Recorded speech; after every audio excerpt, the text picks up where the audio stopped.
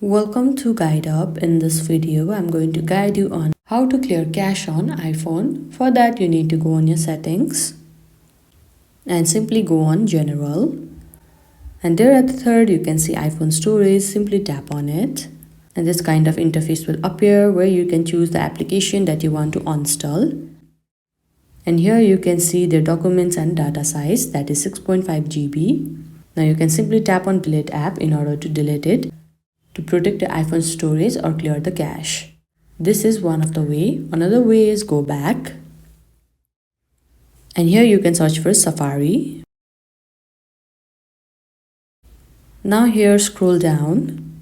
Another end you can see clear history and website data. Tap on it. You also get to choose the clear time frame, which is last hour, today and yesterday, all history. Now simply choose according to your preference. For this video, I will go for today and yesterday. After that, simply tap on clear history. And now you can see that your history and website data has been cleared. And these are the way to clear cache on your iPhone. I hope you found this video helpful. Don't forget to like this video and subscribe our channel Guide Up. Thank you.